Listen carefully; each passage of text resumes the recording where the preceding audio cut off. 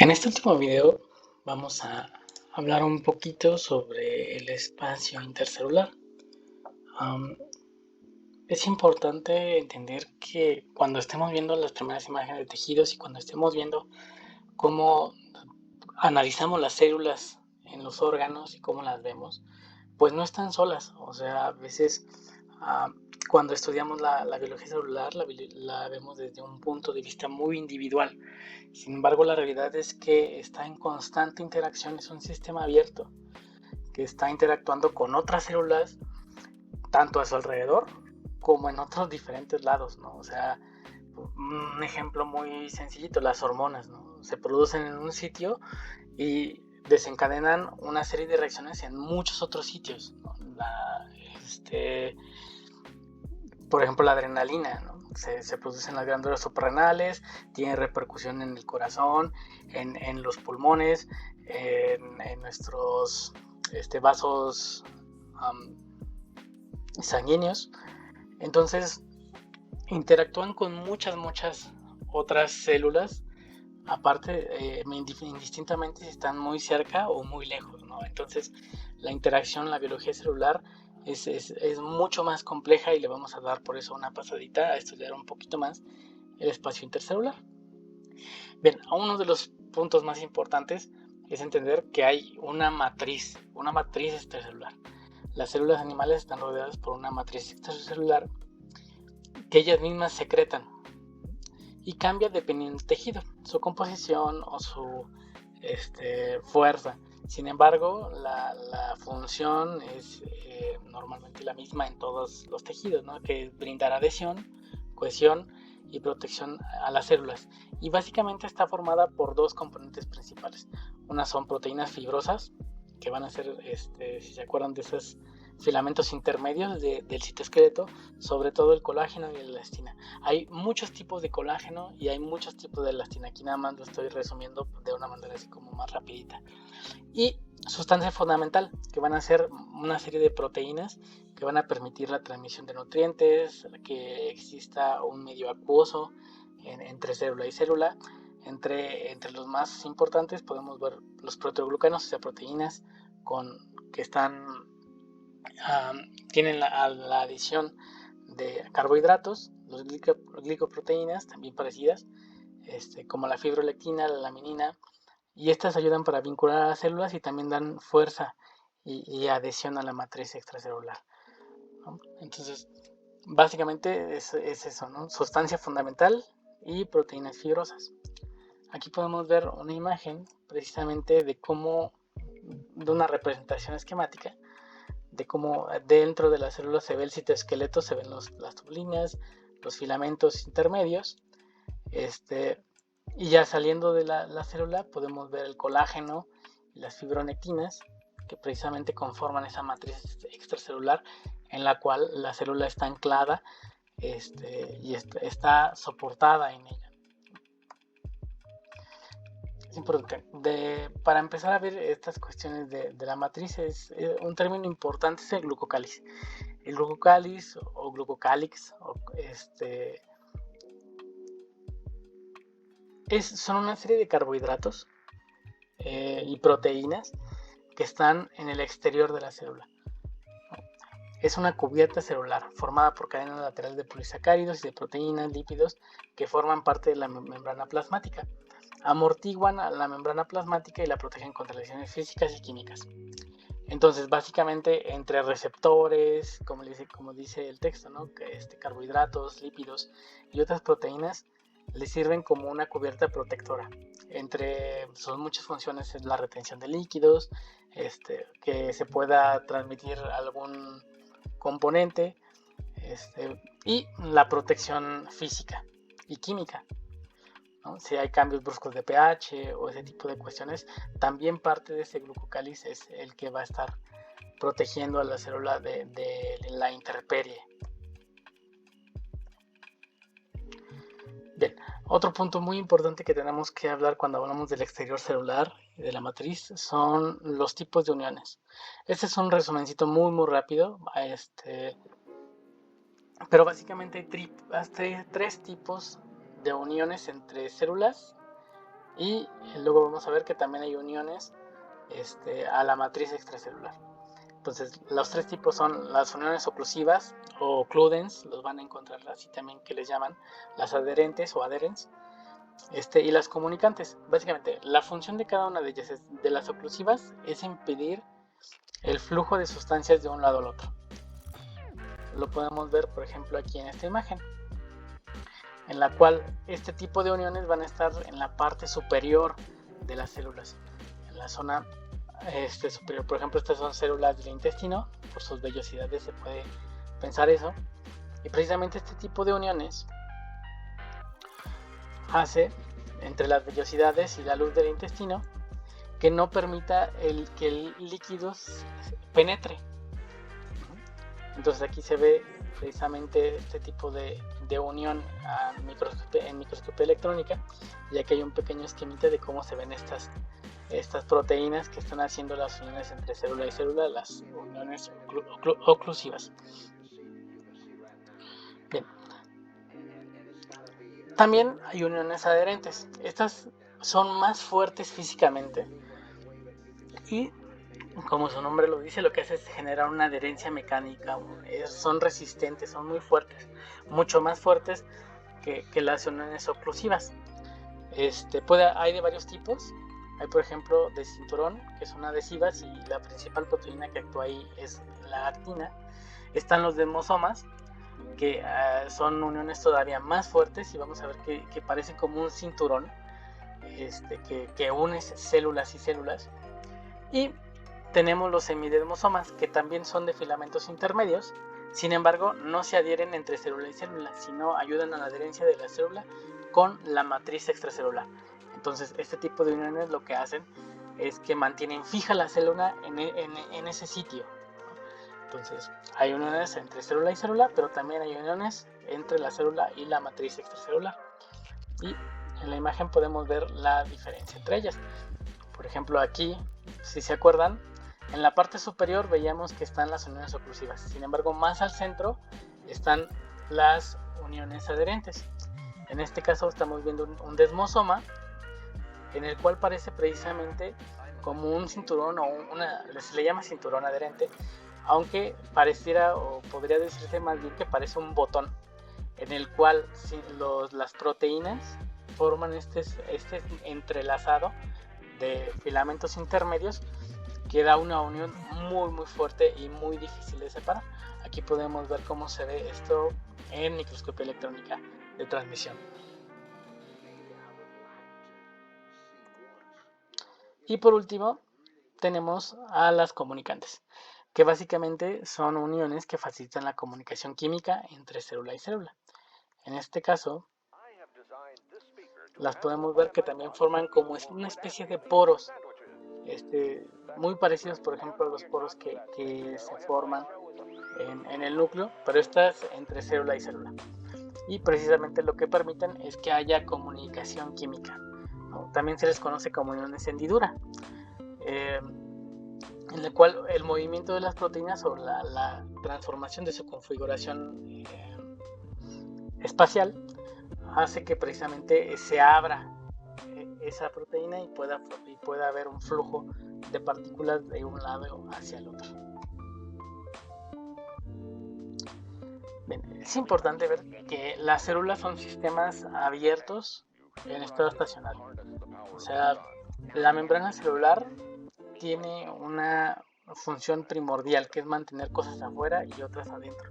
Sin embargo, es importante entender que esta cuestión de las membranas se utiliza mucho para generar trabajo, para producir energía. Lo van a ver ya cuando vean un poquito más adelante las mitocondrias, que podemos tener gradientes químicos y gradientes electroquímicos que nos van a ayudar, por ejemplo, a formar energía en las mitocondrias del ATP. Si ya vieron, por cierto, el video de cómo se produce el ATP, tendrá una idea mejor. Y precisamente esta idea de que la membrana sirve para dejar ciertas cosas afuera y ciertas cosas adentro, nos ayuda a entender un poquito mejor que necesitamos transportar cosas. Hay veces que es necesario que algunas partículas entren directamente y otras no lo van a poder hacer dependiendo de su composición química, por ejemplo, ¿no? Aquí, por ejemplo, les pongo, la bicapa lipídica es hidrofóbica. ¿Qué quiere decir? Que los compuestos polares, aquellos que se disuelven en agua, difícilmente van a pasar, ¿no? Por ejemplo, los iones, el cloro, el sodio, el potasio, difícilmente va a atravesar la membrana, pero algunas moléculas polares pequeñas pueden pasar. ¿Qué tan pequeñas? Por ejemplo, el tamaño del agua, el oxígeno, el CO2, la urea. Y cuando normalmente este tipo de transporte se le conoce como difusión, es difusión simple y es a favor de gradiente. ¿Qué quiere decir a favor de gradiente? Que va de un lado más concentrado al lado menos concentrado de la membrana.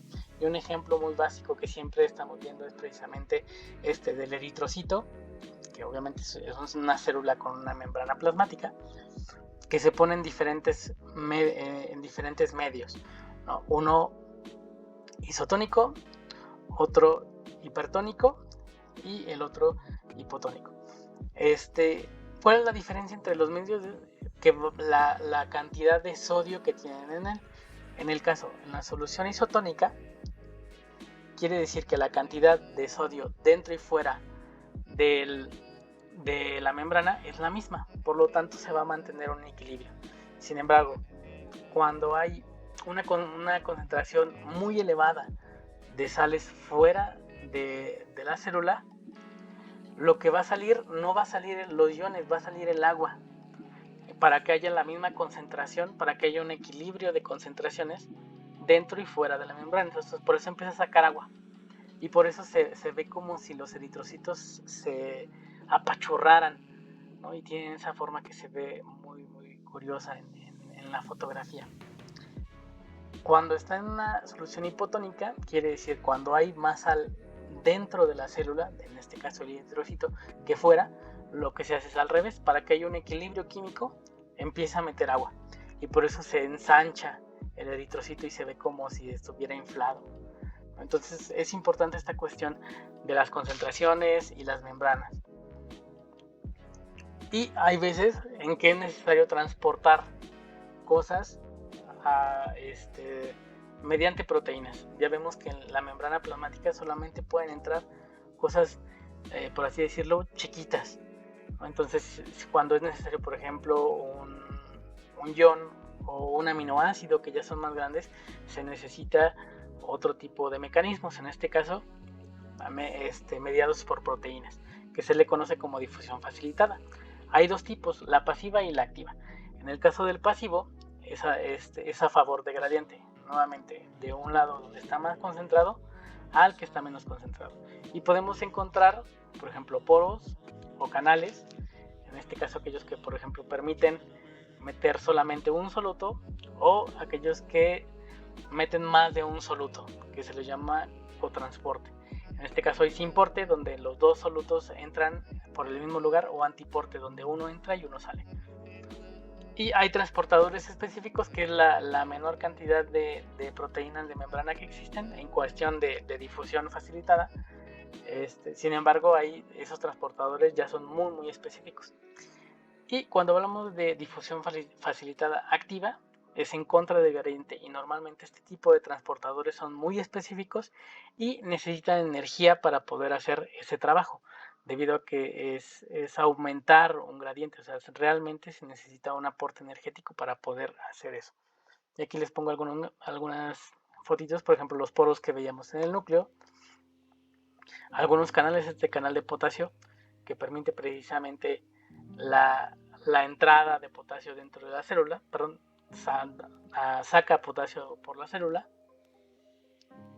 Son representaciones esquemáticas. O por ejemplo tenemos algunas bombas, ¿no?, que permiten la entrada de ciertos protones en específico en cantidades muy propias. Por ejemplo aquí creo que es de sodio, es un transportador de sodio, pero no es como un poro que haría que fuera una difusión muy fuera de control, sino que de manera muy, muy controlada pueden entrar estos iones para que haya una concentración controlada. Y tenemos, por ejemplo, las bombas, que un ejemplo muy común que siempre se ve en los diferentes cursos es la bomba de sodio-potasio, en la cual se liberan 3 sodios fuera de la célula y la bomba mete 2 potasios para poder cambiar, ¿no? Y entonces este mecanismo requiere energía, y esa energía y la interacción con los diferentes iones va a hacer que cambie su estructura química. Aquí la vemos nada más como dibujitos de pinza, pero ya cuando vemos la estructura proteínica vemos que realmente es muy complejo cómo cambian de estructuras para poder hacer sus trabajos. Quizás les ponga algún video para que lo entiendan mejor. Y también existe el transporte vesicular. En este caso ya hablamos un poquito de eso, en el cual la célula puede fagocitar o hacer una endocitosis, en el cual de afuera toma ciertos componentes. Le llamamos fagocitosis cuando son moléculas muy grandes, incluso células, por ejemplo los macrófagos que pueden fagocitar bacterias completas.